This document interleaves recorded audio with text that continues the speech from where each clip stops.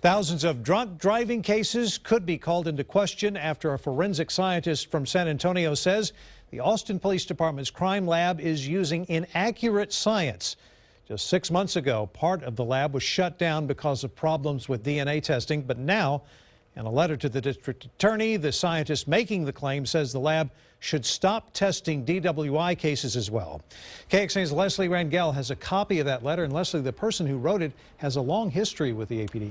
That's right, Robert. The scientist now works for an independent lab in San Antonio. Her name is Debbie Stevens. Back in 2012, she was fired from Austin Police's crime lab. Now, Stevens filed a suit against the city saying she was being punished for raising red flags on questionable procedures then. And now her attorney shares why he's not surprised and his concerns for other DWI cases.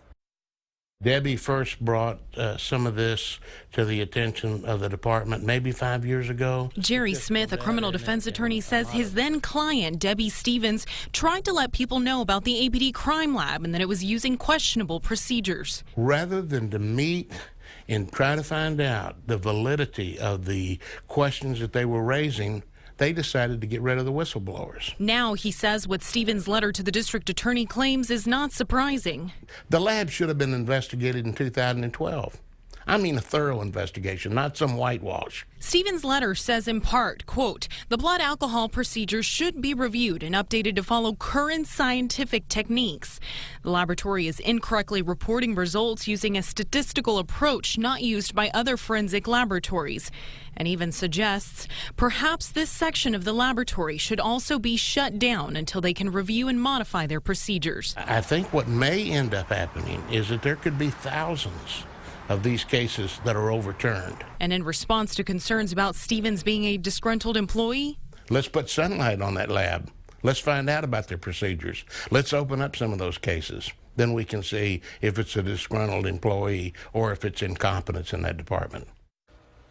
Now, we did speak with a spokesperson with the Austin Police Department, and they released a statement saying, in part, our preliminary assessment is that we are in compliance with the proper procedures and protocols. However, APD will work with the attorneys along with the Department of Public Safety to validate our work. Robert, back to you. Leslie, thanks. Just released tonight, Austin Police say they will start an extended holiday DWI enforcement period starting tomorrow through New Year's Day. If you're pulled over and you're checked for DWI and you refuse a breathalyzer test, officers can get a blood draw warrant. We've been following problems at APD's DNA lab for months now. Yesterday, we told you scientists at the DPS crime lab would stop retraining senior analysts at the APD lab. They made that decision because they have little confidence those analysts would do their job correctly if that lab reopens.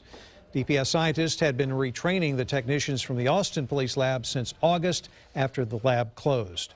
Earlier this month, we told you the Public Safety Commission is considering outsourcing the testing in order to clear the backlog. But Interim Police Chief Brian Manley has asked them to hold off on an official vote until an outside consultant is hired to examine all of the options. For an in-depth look at the problems at the lab, including how evidence was broken and was left in a broken freezer for several days, you can log on to KXAN.com.